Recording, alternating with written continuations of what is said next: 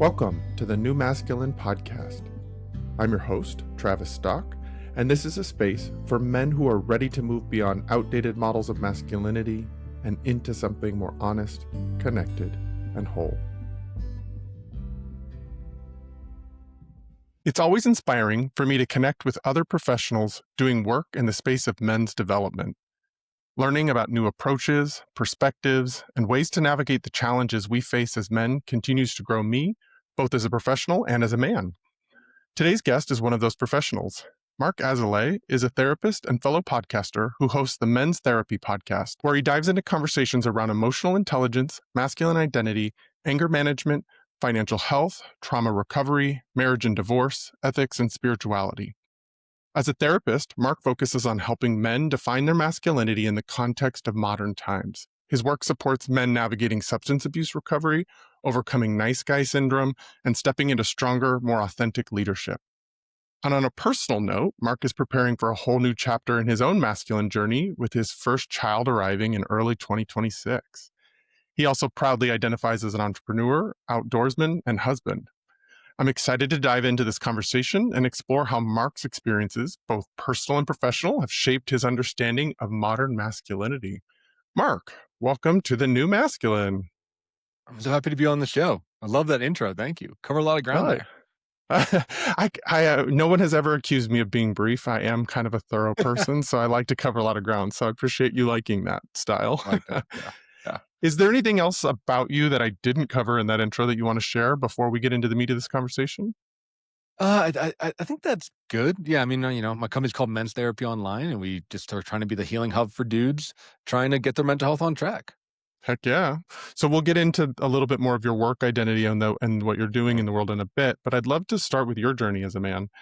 I often think of things in terms of like, what were the childhood experiences that started to shape our ideas of who we needed to be as a person? And so I like to always start with understanding what were the things happening in your life as a boy, and what were some of the things that were taught to you about who you needed to be in order to be a good man?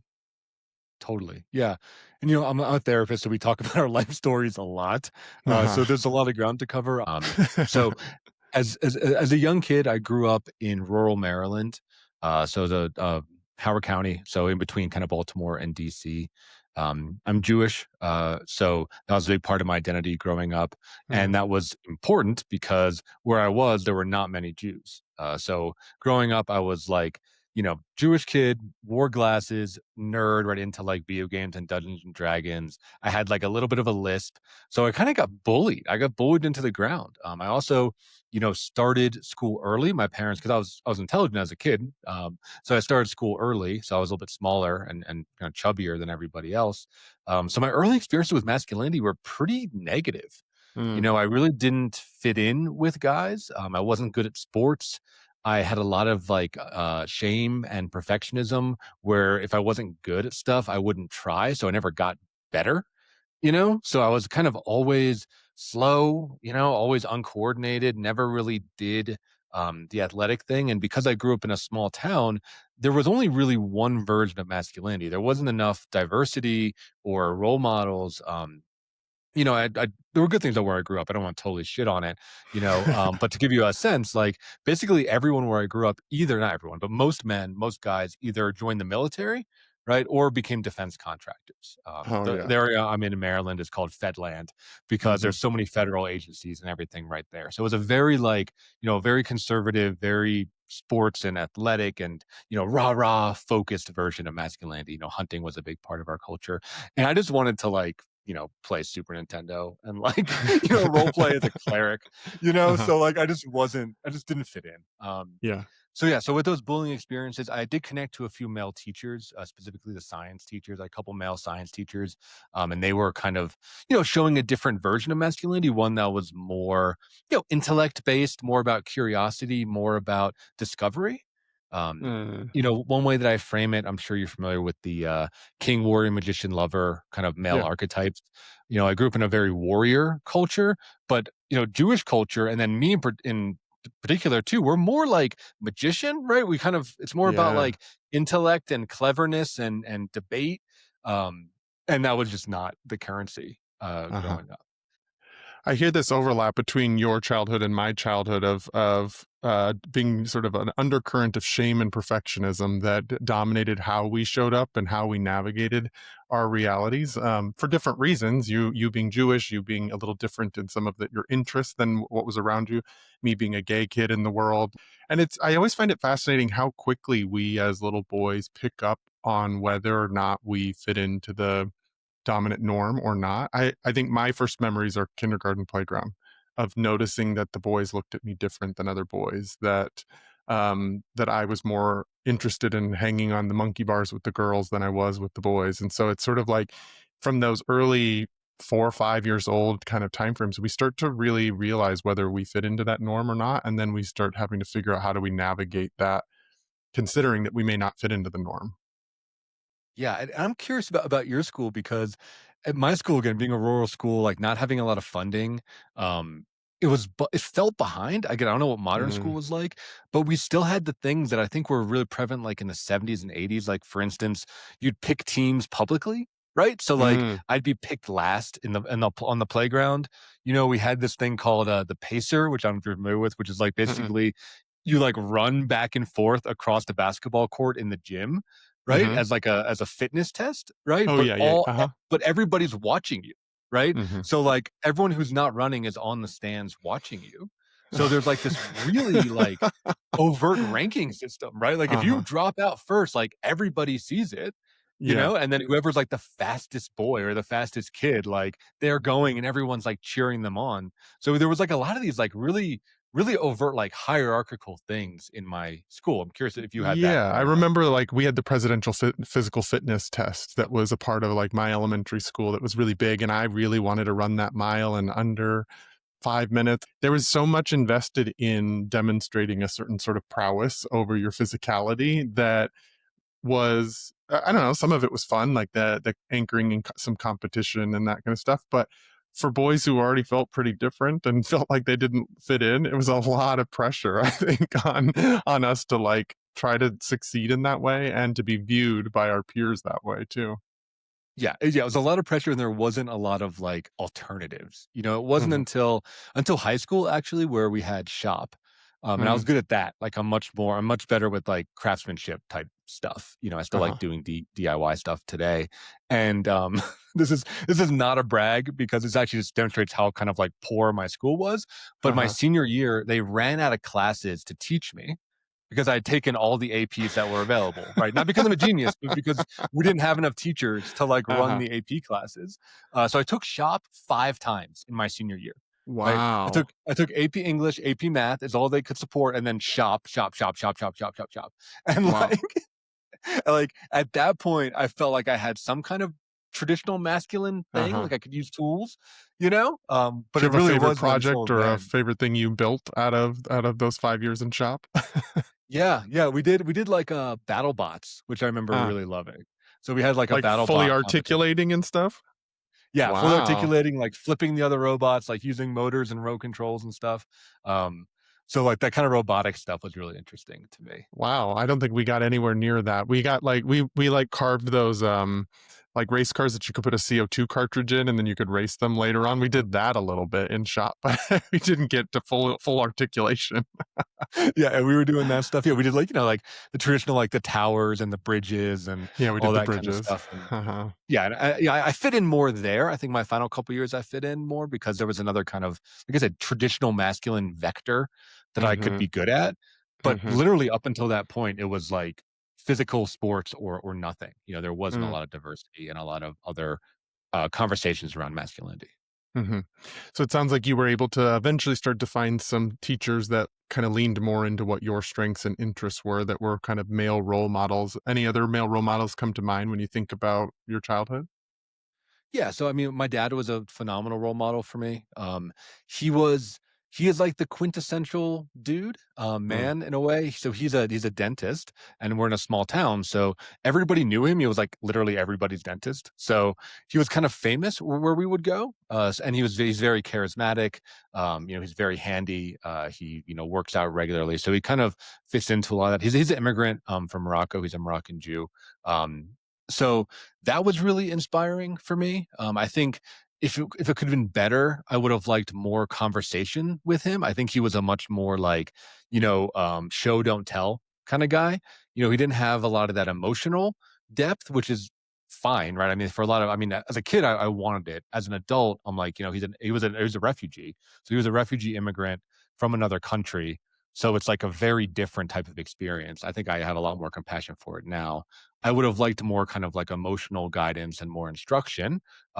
But he was someone who I really looked up to, Mm, and seeds that he planted, around, being handy, around we had a garden at home, around like kind of taking care of a garden, around maintaining vehicles, around providing for your family. Like a lot of those messages got communicated to me later in life. I rebelled for a while during my 20s, which we'll get to in the life story, but coming back around now in my mid to late 30s, I can see the value of those seeds that he planted around kind of that provider, protector, mm, family leader role. So let's hear a little bit about your sort of young adulthood and what you were going through as a young man. Totally. Yeah. Yeah. So, again, bully experience, had really low self esteem, had this perfectionist thing. My dad was a part of that where I really looked up to him, but I felt like I could never compete with him. So I was really Mm, quiet. I was really shy, wasn't in shape, et cetera, et cetera. Right. So then I go to college and I do what a lot of guys do is I decide to reinvent myself. Right. But I reinvented myself based on what, a 17-year-old thought is cool, which is mhm, like sex, drugs, and rock and roll. So mm, I became a drug addict, basically, and I was really, I hate the word victim, but I don't really know really. Maybe I was heavily influenced by toxic masculinity in a way. And what I mean by that is I never said no to anything because I didn't want to look like I was weak or like I mm, was a pussy or like I was a coward.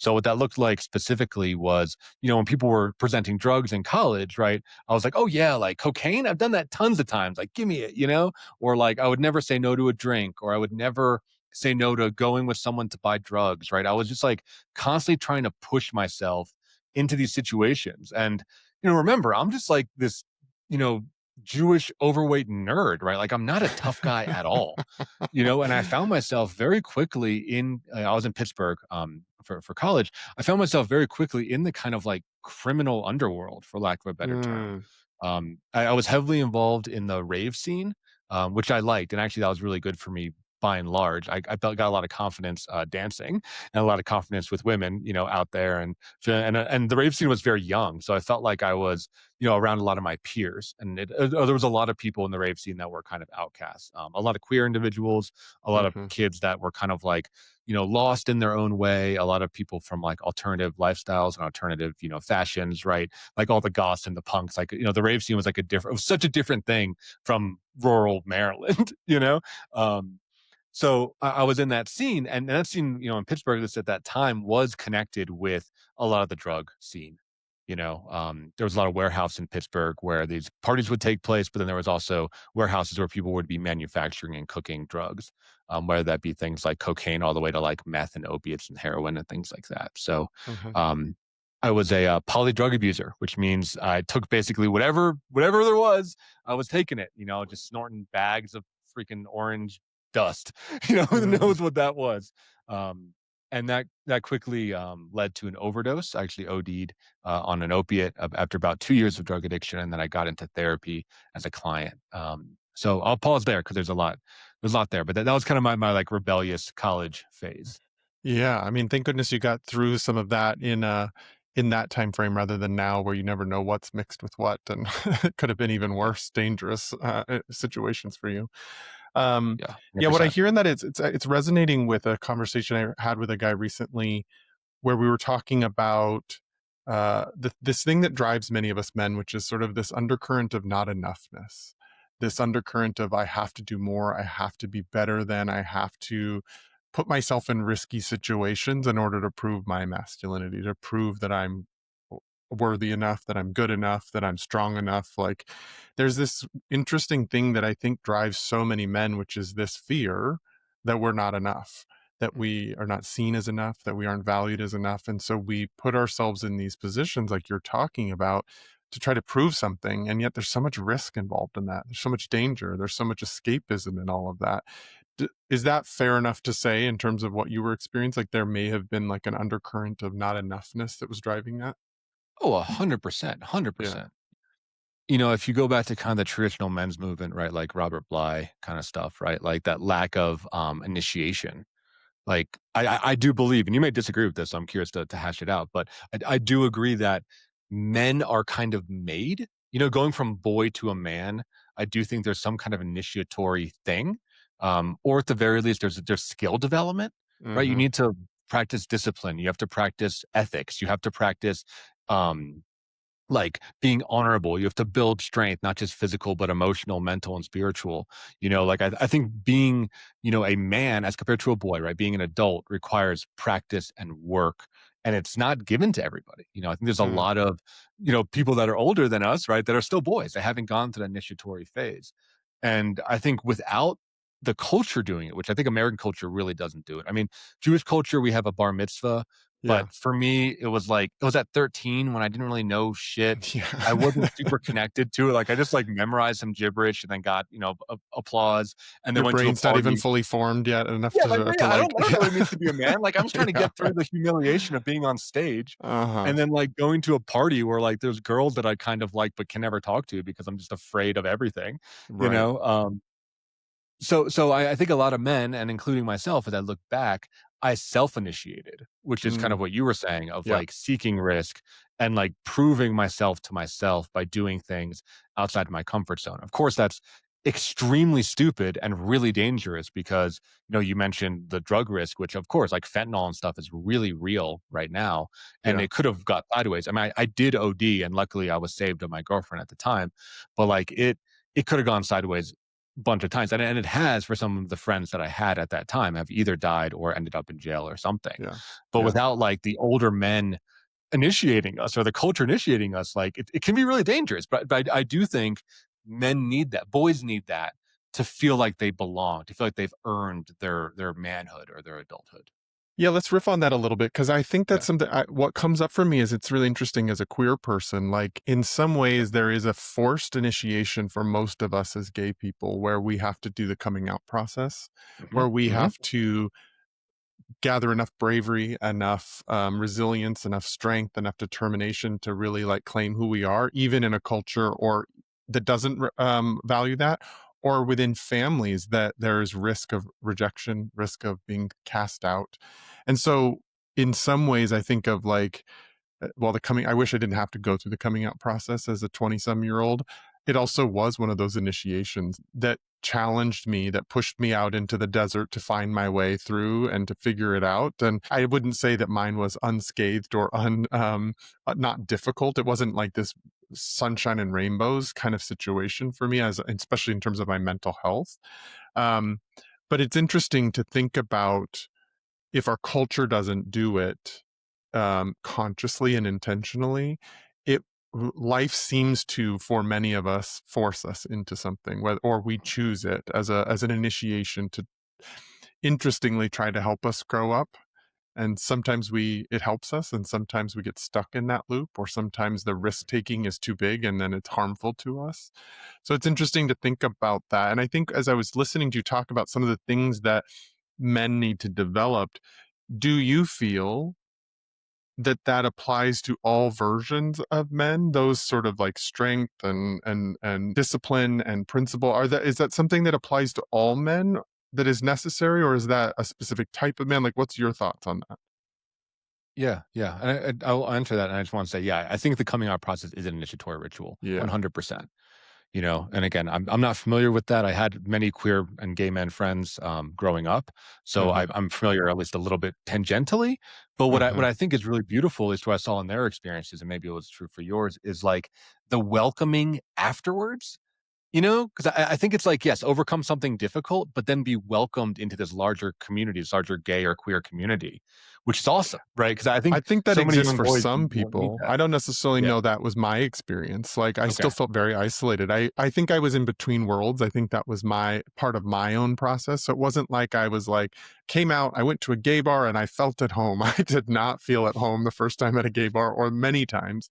So yes, And I also think something that's missing in the gay male community is like a lot of our elders died in the 80s through the AIDS Mhm. crisis. For And so sure, there for is sure. sort of a lack of mentors, a lack of wisdom keepers, a lack of like people to say, like, here, come this way to help us understand how to do that. And there's sort of ageism in my community that sort of rejects men at a certain age because of they're no longer the sexual prowess that they had at one point. Yeah, so it's still kinda Lord of the Flies. Okay. Yeah, I mean, that's also my case It is, yes. We're in still navigating a lot too, but there is yeah, something unique in that that adversity pushes many of us into a sense of belonging with a community that's available to us, and we choose to live in neighborhoods that are queer, we choose to right. have friendships that are that way, so, yes, it does have some of that too. Yeah, so, parts lacking just across the board then, right? Like, maybe grass is greener because I think that's what's lacking is that, like, welcoming of, like, now you are accepted by a larger community of Mhm, men, of queer folk, of whatever, of your neighborhood, right? It doesn't have to be only men, but, like, you're, like, welcome, you belong, you're, like, one of us, I mhm, think so many men are isolated, like, to your point, where you go through this initiation and then you go on the other side and you're just still alone and you're like, "What the fuck was that for?"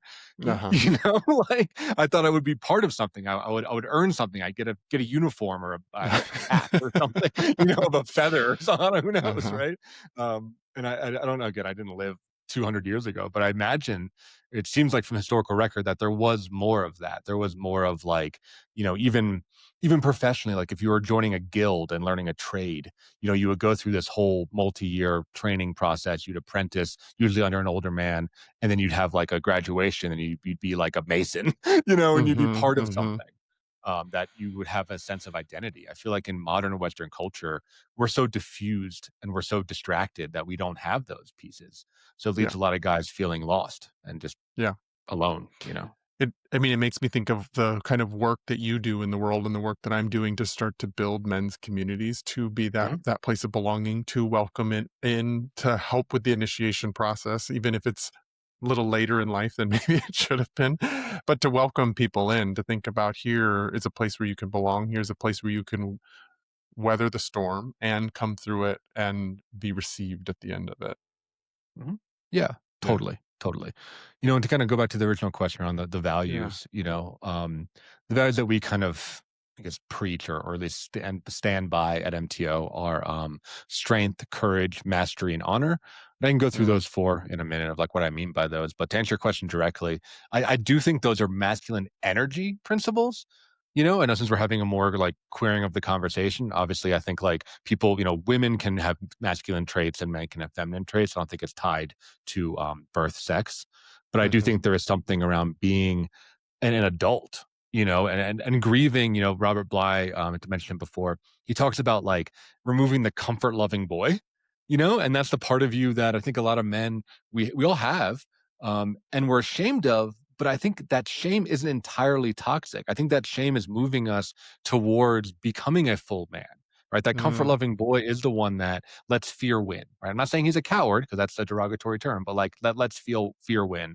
It's the guy that doesn't take the risk, that stays inside and doesn't push himself. I believe that men or masculine individuals grow through challenge. We grow through setting a challenge that's appropriate, right? Not too hard that we just can't do it, not too easy that it's like patronizing, and then mhm, learning and growing, overcoming the challenge, getting stronger, right? Leveling up. And then you said another challenge, another challenge. You keep going that way. I think that's a very masculine, what I mean by that is like, hierarchical, linear, right? Kind of traditional masculine ideas, way of progression. And most, at least the men that I work with, which are, predominantly heterosexual for sure, I think they really respond to that. yeah. And through overcoming many, many challenges and by failing, a number of them too, I think you build those four virtues, right? Strength, courage, mastery, and honor. Oh, beautiful. Yeah, I like that sort of nuance that you're able to dance between of like, yes, these are things that men grow through, and also the ability to say this is how also humans grow.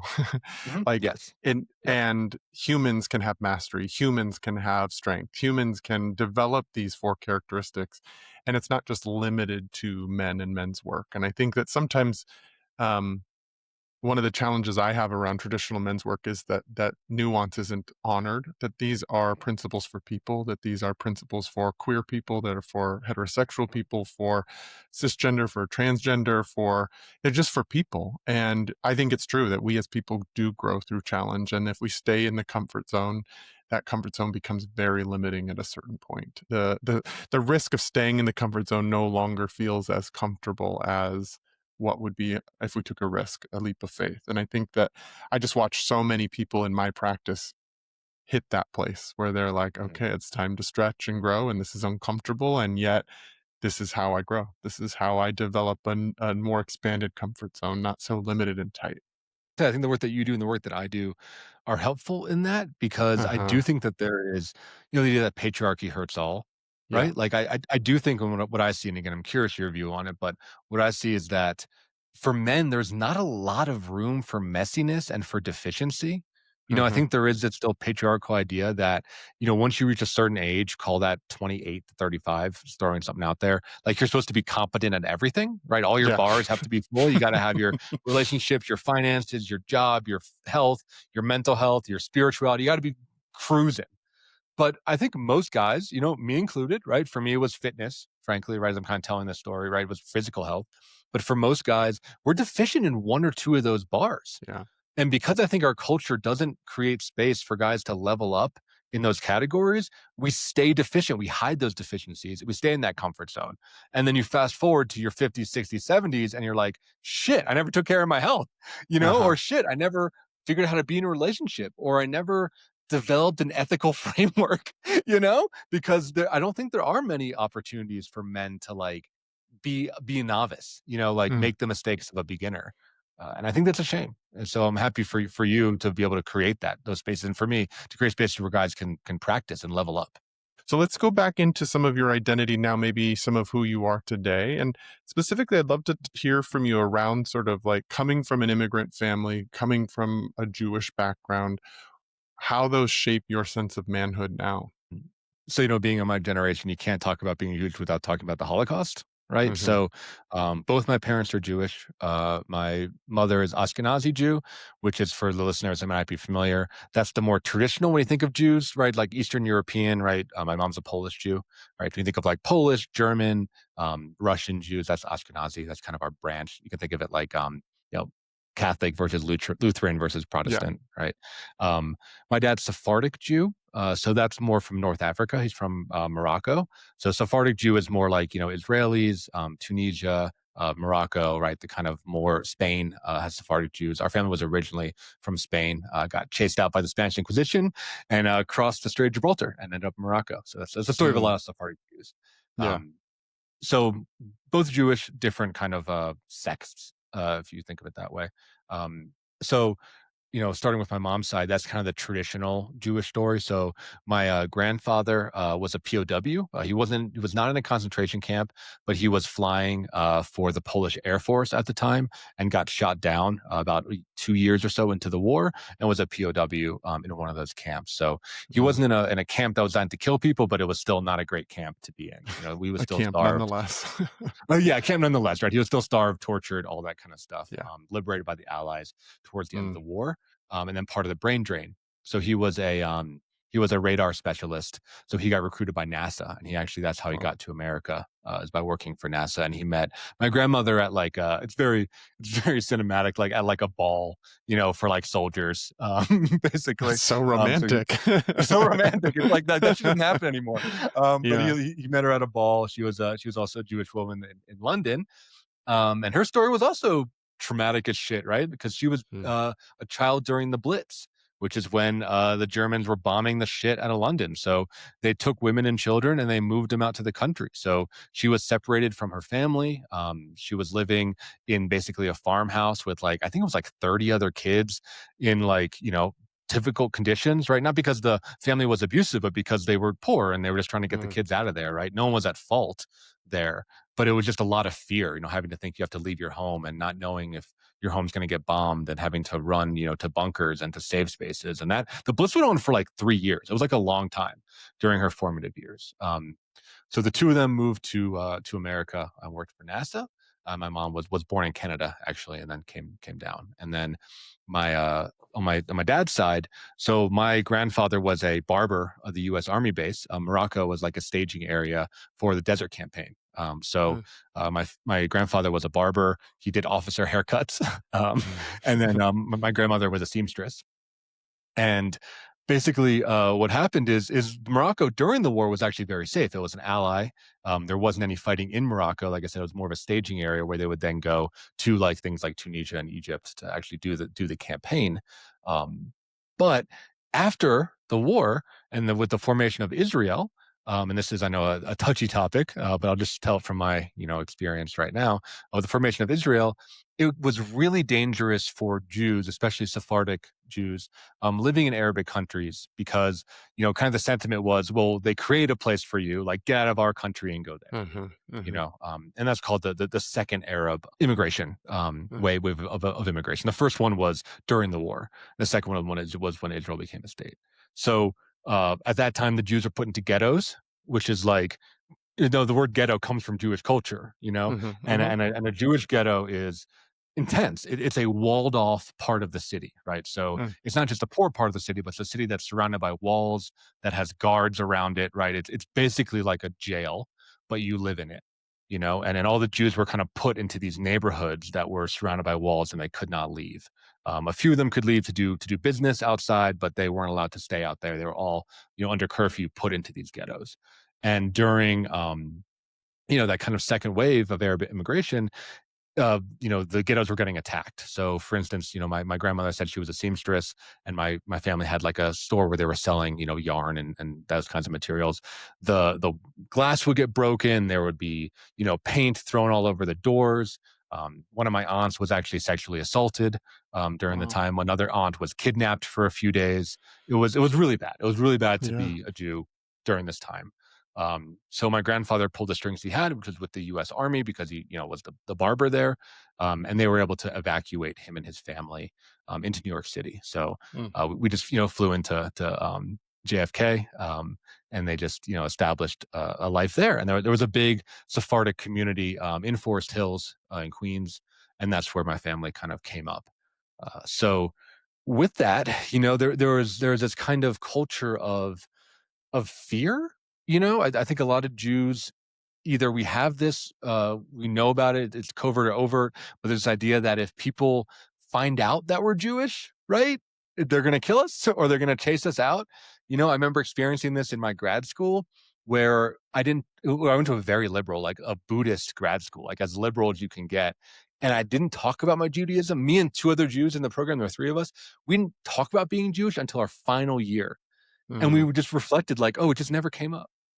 Like we all knew we were Jewish, but we never talked about it in class. We never wrote about it. We never brought it up, and it wasn't, and it was all unconscious, right? It wasn't. We just didn't feel safe enough to say that. Right. Um, I can there was resonate with that. also, I get that. yeah, yeah, yeah. It's It's very kind of different like a reasons, common, but I get that. yeah, I very much understand. Yeah. yeah. So there was that kind of stuff. I think there's a significant like language barrier. So my family, my dad's side of the family specifically, like spoke Arabic and French and didn't speak English. And they're still very, very ethnic, Mhm. So they speak English now, but there's always this kind of like us versus them idea with the country. I think we're grateful for America and love America, but we don't bring many people into our family because Mm. there's always that fear that we might get chased out again, or that there could be kind of like a Trojan horse type situation. So there's just kind of this pervasive fear and paranoia that I think exists within the Jewish community, and especially amplified by the Holocaust and refugee experience. Yeah. Yeah, I can only imagine how that sort of like generational trauma on trauma on Yeah. trauma just gets passed down in terms of teaching you how to interact with the world and teaching you what is safe and not safe in the world. So you're now a Jewish man living through a time where there's a war going on in Gaza. There is sort of anti-Semitism on the rise, but there's also a pushback on Israel and in many communities. How are you navigating that part of your identity in our current world? Yeah, it's complicated, man. I mean, I'll just give you kind of my viewpoint on it. Yeah. Like I it's difficult and I am biased because I have family in Israel. and I have Yeah. family that was affected by the October 7th, Yeah. attacks and the raids, so it's very personal, you know? So I think, like, as a Jewish person, not even just as a part of my family, you know, knowing that there are people, there are groups, there's terrorist organizations that have literally hurt my family, there's a part of me that's just like, right? Mhm. You know, it's just like a very primal, Yeah. guttural, like, somebody has hurt us, we need to hurt back, you know? But then I'm tempered, right? I'm in America. I'm separate from it. I don't live in Tel Aviv. You know, like, I'm liberal politics. So it's also, I kind of see the bigger picture of, like, God, what Israel is doing is like a little much. You know, like, you don't need to be like, cleansing. You don't need to be like destroying everything, right? It seems to be like very, very heavy handed, and not a lot of surgical precision at all, right? That being said, and again, I don't know because I don't live there, but what my Jewish family and Israeli family tells me is to be very wary. And of course, they're affected by this every day. But what they say, and again, I'm curious your view on this. What they say is, like, a lot of Americans look at Israel and Palestine, and they put, like, the black and white, like, African Americans and Caucasian, like, Mhm. race war thing over it because that is our Mm. version, and we're just trying to make sense. But for them, it's like war. Mhm. It's Oh. not just like racial difficulty and racism, which is bad enough for sure, but, like, my family that grows up in Israel, I mean, the not Palestinians, but organizations like Hamas, right, are shooting rockets at their city, at their homes every day. You're right. Like we have the Iron Dome defense system that shoots down most of them. Every once in a while that they come through, but they are in, like, an active war zone, and they've been in an active war zone for 40, 50 years. So it's like, it's such like a weird way, not weird, it's such a foreign alien way of being. Like, I've never been in a war zone. I don't know what that level of intensity is. So I do give my Jewish family a lot of grace because I think they've grown up in a level of hostility that I truly cannot comprehend at all. Right. Like, my Right. life is pretty safe here in America, all things considered. Yeah, and I'm appreciate you sharing, because it does seem like it would be tricky to be navigating all of this, to navigate your own identity, to navigate family stuff, to navigate the generational trauma, to navigate war, to navigate um, multiple truths existing all at the same Mhm, time. And I think something I just want to highlight and value that is an important part of what I try to encourage men to do and to people to do in general through my work is to be able to hold two truths at once. And mhm, hear that in you, to be able to be scared, to be able to be affected personally by what has happened in Israel and on October 7th, and to also recognize the other side of it, that that doesn't mean that cleansing or the extreme response is the right choice to do it, that you can hold both sides and both sets of human lives as valuable, and then we can find our way through that. I think that's such a lost art in our current world. You just have to choose a side, and you have to be yeah, all in on one or all in on the other. And I think that's really damaging and harmful, and causes us to be in our current divisive political landscape and world that we live in, where we can't see each other, where we can't agree on mhm, anything, where we can't find a solution to anything because we're so invested in I'm right and you're wrong. yeah, yeah, I think that's entirely true. I think there's not a lot of nuance around the Yeah. situation that has been, like, maybe the most conflictual part of planet Earth for the past 100 years. Yeah. You can even go back to the Crusades, like, call it thousands of years, right? I mean, this is, like, such a crazy part of the world. And I do think, like, Western Americans, again, we overlay our version onto it because we're trying to make Hmm. sense of it. Yeah. And it's not, and I think, like, and this is a little taboo, but I love history and I study history. And part of me believes that, this kind of violence, even though it's horrible, that seems to be some version of human nature, or at the very least nation building, that requires this. If you look at our history, right? Native Americans, horrible, right? No Mm. one's going to be a fan of that. Look at European. If you look at Chinese history and when they were uniting the five kingdoms, when you look at Japanese history, it's like when nations are built, there is this horrible time of, like, war and internal conflict to create safety. And I think, like, the West and Western civilization that has done this, we've all done it, right? We've all done it in our history, is holding a very the young nation. Israel's less than 100 years old, a young nation to the standard that we are like not culpable to, you know? Mm, And I think they treat Israel in many ways it's good. They treat it as like a European nation, but it's much closer to an Arabic nation, right? I mean, mhm, Netanyahu, who I'm not a fan of, to be 100% clear, he's closer to like Saddam Hussein or to like Gaddafi than he is to like the prime minister of England, right? Or France, right? It's like mhm. it's a different culture.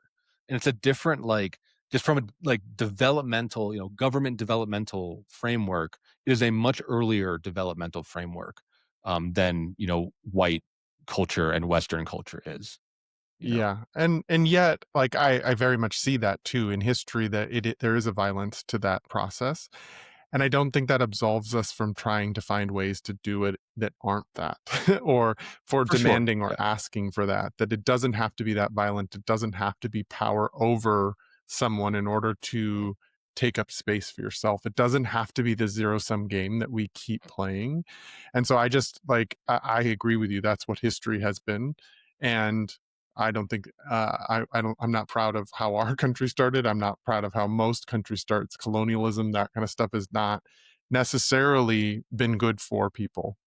And yet it is part of the history of the world.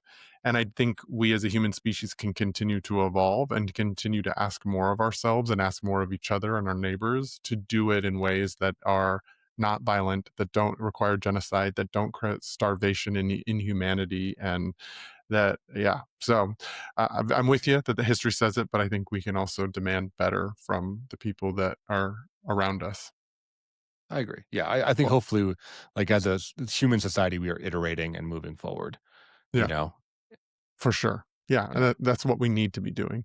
Yeah. Well, thank you for going into that heavy topic. I know it's really topical and difficult sometimes to know how to talk about those things. So I just appreciate it just because I want to learn from somebody who's experiencing that kind of thing. And I would never want to tell you how to feel about what's going on in our world as a Jewish person.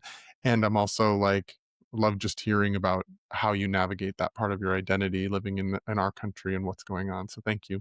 Let's talk now about some of the work you're doing in the world. So you had mentioned men's therapy online. Tell me more about that collective that you're working within.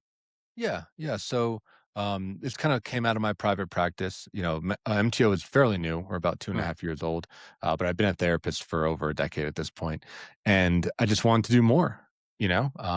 I wanted to do more. I wanted to kind of what you talked about a little bit earlier. Focus on community because so many mm, men are isolated, right? Doesn't matter where you come from, what your background is. I think so many men are lonely as shit. And when we do contact other men, we're often like disappointed, right? It kind of can stay at a surface level. It can stay at so a true. weird like pissing contest Yeah. competition thing. It can stay like we don't really know anything about the guys that we talk to, and maybe we share a hobby, but aside from that, we're not like talking to each other. We're not checking in. We're not like having an intimate relationship. I think women traditionally are socialized more to develop deeper relationships, right? I mean, the way that they connect, the way they're told to connect, for better or for worse, I think does bring that out where they're much more in contact than we are. So the idea with men's therapy online is to use therapy as a vehicle, right? But really, the goal is community and connection. Hmm. Um, and we do that through individual work, through group work, couples work, retreats, camping trips.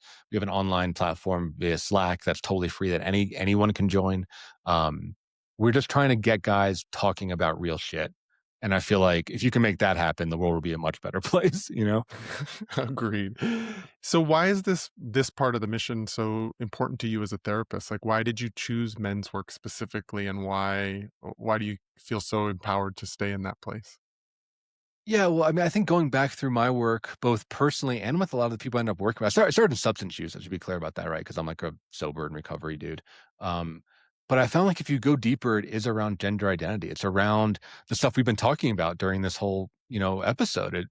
Confusion, pressure, not this perfectionism, feeling like you're not good enough. It's all this stuff that I think goes all the way back to gender identity. And a lot of men, either A, feeling like they don't fit the mold of traditional masculinity, so they kind of act out. They give up and, just kind of fall, right? And failure to launch, drug addiction. That was a little bit of my story, right? Or they just completely rebel and they don't really embrace the great things about being a man or about being an adult, right? Those kind of four pillars that I talked about. And I think a lot of men, you talk about the lack of mentors in the queer and gay world, which is, I think, really apt, and I think there's also a lack of men everywhere. There's a lack of mentors everywhere. I mean, Mhm. the older generation, they're children of trauma. I think and a lot of them, not all of them, like my therapist actually is a wonderful mentor. He's a boomer, but I think a lot of them are very self-centered in their own way, and they don't give back in the way that I hope to be able to do when I'm that age. Yeah. So there's a lot of Lord of the Flies shit. There's a lot of just like boys raising boys. And when you look at like the Andrew Tate stuff, the Manosphere stuff, like all that kind of movement that's happening right now, like all these people are like 20 and 30-year-olds trying to tell other 20 and 30-year-olds how to live. Like there's like, Yeah. where are the adults? Where are the adults in the Where's room? the adults? Yeah. Like we just don't have it. So Yeah. that's what I've seen is that it's like it kind of boils down to identity. I think for a lot of people, gender is a huge part of their identity. And I think like building what I wish I had growing up and building what I wish I had when I was in early recovery, I had a version of it. I need to be honest. I had a version of it. I went through AA, and I think Mhm. there's a lot of fellowship and community and connection through that. It was limited because it's really only focused on alcoholism, for good reason. But I wanted more just like friends, I guess, and mentors and other people doing it together. There's a great book called The Way of Men by Jack Donovan, and one of the things he talks about, which is kind of incendiary but interesting. He says like the lowest form of man, or like the lowest, like the most primal form of man is a gang.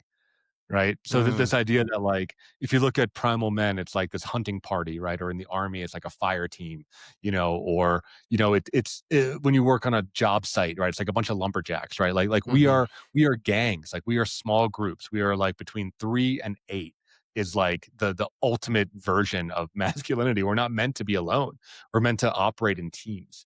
And our groups at MTO do that, or they're at 6 people. But I think the community thing is so important because I think every guy wants to feel like he belongs and that he belongs in a group of men that he also respects.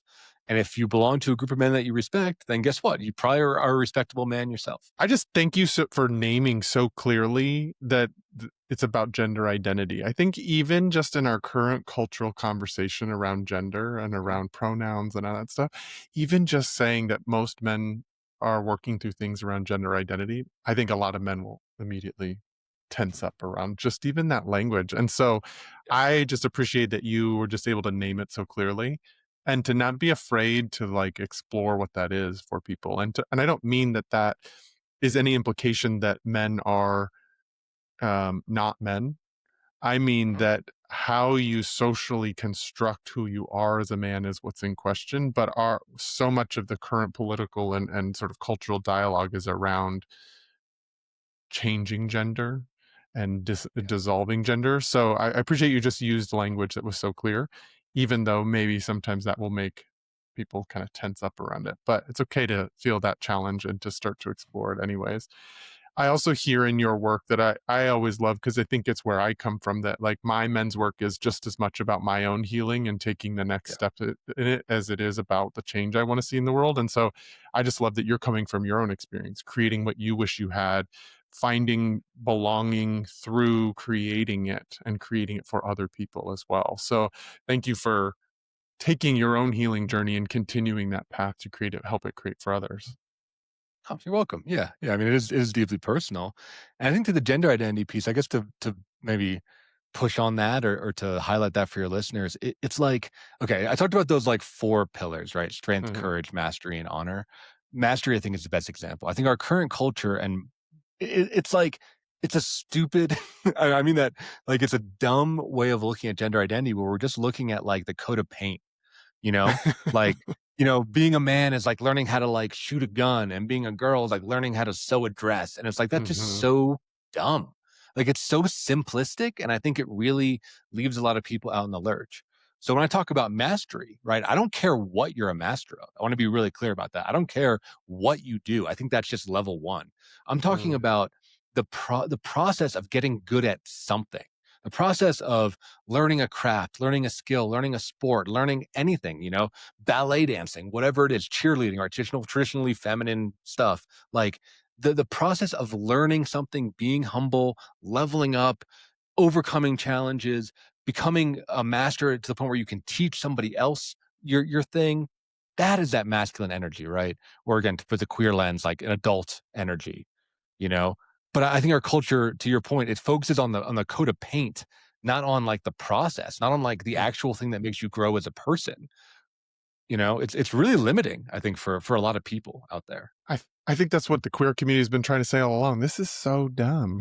It's so This is dumb, so right? dumb Yeah, that we're yeah, looking at it this way. You're yeah, threatened by that part of it. Like, let's yeah. actually like grow some like resilience around things and actually be willing to look at things that make our ego feel uncomfortable. Like it's so dumb. I agree with you and I appreciate your flexibility in the way that you talk about things to speak to through the lens of multiple different kinds of people. So meeting men where they are and sort of masculine energy, but to also recognize there are other people that that's not like the languaging behind it is not necessarily what we're striving for to be mastering that coat of paint that's over top of us. Right. Yeah, and I Yeah. think if you're a man that's confident in your masculinity, if you see a male ballet dancer that's like crushing it, you should respect that dude, right? You should be like, Hmm. "Damn, that guy's really good at ballet." Right? Like I think if you're insecure, then you're going to start calling that person a slur or you're going to start making some assumptions. That's just because you're insecure, Yeah. right? Like you can respect mastery no matter what form it takes, right? It's the Hmm. pursuit of mastery that I think is the powerful part, you know. Gosh, I want to live in a world like that where we respect Right. mastery for mastery's sake, not Yeah. necessarily categorizing it, versions of it as good or bad or worthy or not worthy. I want to live in that world. Yeah, hopefully one day, hopefully working towards some version of that. Yeah. So, in your own therapy practice, what's that looking like now? Are you doing a lot of one on one work? Are you doing a lot of group work? How are you shaping your business these days? Yeah, so personally, I'm moving more into groups. You mentioned it in the beginning of the episode, I have a kid on the way, so I Yeah. am trying to take a step back from that. It'll be a little girl, which I'm really excited about. Oh. So I'm like trying to take a step back from individual work just because I want to be present for my wife and my daughter, and maybe future kids down the line. That's being a father is a big emerging identity piece and something I really really take seriously. Hmm. So I'm taking a step back, moving more into the group work, more of the business admin, leads, marketing, doing things like this, hosting. I'm sure I'll have you on my show, right? Just like trying to like create more connections, being more the face and doing more asynchronous work so that if my child Hmm. does need me, I'm not tied up and I can go and, attend to her as needed. But right now we have a team of 6 clinicians that are all different walks of life, different, sexualities, different races, right? We're trying to, cover the full spectrum of masculinity. And they all have minimum 5 years of experience, many of them much more than that. And our job is to try to pair you with somebody who will be a great fit. So that's also part of my job is more management, running the team, and then helping to be kind of like a concierge of for people looking to get into therapy. I really love that sort of evolution of your role as the father, as the man, as the husband, sort of like the sort of traditional archetype is the provider. And you're not interested in sacrificing the provider. You're interested in evolving the provider so that you can also include presence. And that presence is an important part of your masculinity, a part of your fatherhood, this emerging identity that's coming within you that I think many men miss out on. And I think maybe some of the younger generations are not going to be as much that way, but sort of like as an elder millennial and above, so many people are about providing um, to the point where they sacrifice presence in their child's life. Yeah. Well, and I think it's one of the great things about being an entrepreneur. It's super freaking stressful, but I can adapt my business to support my lifestyle and all the work that I put in for those 10 years gives me the privilege to be at a place where I can still provide financially Hmm. and provide presence for my kid. And from Mm. psychology, we know that presence is worth 10 times the amount that money is. Like your kid like doesn't know what an expensive thing versus a cheap thing is, but they do know if their dad is there and loves them or not, like you gotta speak the language of the child. And yet, why is that so hard for so many of us as men to actually like? If Stupid. it's like it's proven that that's true, and Yeah. yet it's so hard for many men. Yeah. Yeah, well, because I think for many, and I'll correct you a little bit, I think it's hard for boys, right? And by boys Mm, of, again, they could be older, but still internally a boy, because I yeah, think having a child opens you up emotionally to so many varieties of experiences that if you haven't done some version of personal work, or I'll add in spiritual practice, I think that is a way that some people get to it. yeah, I think it's really scary, intimidating, and just working, yeah. just grinding is easy in many Uh-huh, ways. uh-huh. But like tenderly holding a baby and actually being able to channel and feel love and feel presence, being able to deal with a screaming child and not lose your shit, being able to, maybe if you have a daughter like I will, do something that you might have considered non-masculine to connect Mhm. with that little girl. Like, I think it challenges men across every dimension. And I think like that's actually the ultimate version of masculinity, is being able to meet all those dimensions instead of being like mono focused on just, getting the bank account up. So true. Yeah, it's almost like it makes me think of like what they use in corporate language of soft skills versus hard skills. And it's sort of Mhm. like what you're describing are these soft skills. None of that sounds soft to me. It's challenging, it's difficult, it makes you do your own personal work. It is skills that you haven't practiced. None of that sounds soft or feminine to me. Mhm. That sounds like worthy. Like, what other reason would you want to grow as a person than to be able to show up for this being that you've created? Exactly. Yeah, to shape a human. I mean, that's like fucking God level shit, right? I mean, that's like creating life. Like getting a promotion at your job pales in comparison to like building a human, right? I mean, it's like Mm. it's the ultimate project in so many ways. I love that encouragement that you're giving and that permission structure you're giving for men to actually see this in a different way, to Yeah. reshape our ideas about tenderness and care and presence as they don't have to necessarily be feminine or threatening. They can actually be worthy skills to develop, especially for your children. 100%, right? And I know, you said you have a lot of queer audience, so many of them may not have children, but Mm, I think being a mentor or being a leader, whether it be in the queer community or at your job, place of work, or in your local community or politically, like whatever, right? Like, I think we talked about those energies a little bit, king, warrior, magician, lover. mm, This is king, right? This is like the king energy is being a leader for the mhm. younger generation. So it doesn't have to be your birth child. I think that's in some ways the default, or way to do it. But there's so many other ways you can give back and be a king and be a mentor. And I think that is, again, it's one of those four prime masculine energies, right? Yeah. That you have to learn, right? You're not born a king. You have to learn how to become a king. Yes, and I'll just sort of give grace to the men out there because some of the archetypes of king that we see out there are not doing that work and are not Or modeling tyrants. that Yeah. mastery very well. Yeah, they are Yeah. not that. So, many of us are having to figure that out on our own, Yeah. having to develop that even though it wasn't modeled to us or isn't modeled to us in Mhm. who has power and who is the leader of different things. So, give some grace that this is an uncomfortable growth edge for all of us, and some of us are doing it alone, but it is worthy work to do, and it is important work to do as men. Totally. So you mentioned that you have your podcast also. Anything you want to share about your podcast in terms of what its themes are, anything about how it differentiates from like what I'm doing with a men's podcast? Yeah. So, men's therapy podcast. I'll have you on. If I haven't given you a link, I'll give you the link after this for Oh, sure. let's do it. So, listeners, if you want to check out Travis, you got him on there. Yeah, I think it's similar. I think yours, yeah, I think your questions are more pointed, which I like. Mine, I think I more follow the lead of the guest.